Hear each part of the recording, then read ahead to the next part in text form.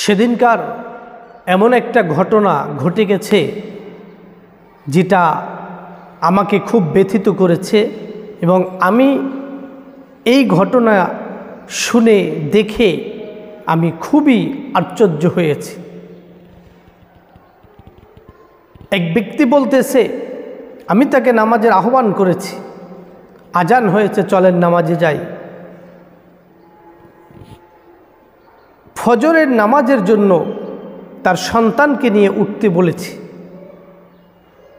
তার ভাষা, সে ওই টাইমে উঠতে পারবে না। কেন পারবে না? সারাদিন সে রোজগার করে, ফজরের টাইমে উঠলে তার ঘুমের ব্যাঘাত হবে। ফজরের টাইমে উঠলে তার ঘুমের ব্যাঘাত হবে, তার কামাই রোজগারে ব্যাঘাত ঘটবে, এজন্য সে উঠতে পারবে না। দুনিয়ার আর কোনো মানুষ কি কামাই করে না, রোজগার করে না? আল্লাহ তাআলার বিধান মতো,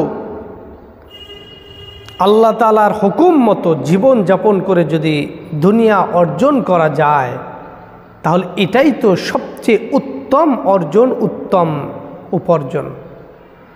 কিন্তু এটাকে বাদ দিয়ে শুধু নিজের শরীর দেখে নিজের মতো করে, আমার যখন মন চায় নামাজ পড়লাম, যখন মন চায় না পড়লাম না, এটা জীবন নয়, এটার নাম জীবন নয়। আমি তাকে আহ্বান করলাম ওঠার জন্য, সন্তানদেরকে নামাজ পড়ানোর জন্য, সে নিজে উঠতে পারবে না। তা আপনি বাবা হয়ে যদি না ওঠেন, আপনার সন্তান কিভাবে শিখবে, কিভাবে সে উঠবে? বড় আফসোসের বিষয়, আজ মুসলমানের যে কি উদ্দেশ্য সেটাই আমরা ভুলে গেছি। কি করণীয়, কি উদ্দেশ্য মুসলমানদের জন্য, কি কি কাজগুলো করতে হবে, কি কাজ থেকে ফিরে থাকতে হবে, এগুলো আমরা ভুলে গেছি। দুনিয়া আর দুনিয়া সিজনুল মুমিন ও জান্নাতুল কাফির, অথচ আল্লাহ তাআলা দুনিয়াকে কি বলা হয়েছে? আর দুনিয়া সিজনুল মুমিন, জেলখানা মুমিনদের জন্য, আর কাফেরদের জন্য না বালাখানা। তাহলে আপনি জেলখানায় থাকবেন, এত আরাম আয়েশ কেন? আপনি তো জেলে আরাম আয়েশের জায়গা না।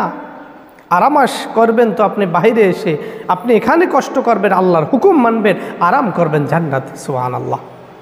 এর জন্য মনে রাখতে হবে, আল্লাহর হুকুমের সাথে কোনো ধরনের বাহানা নয়।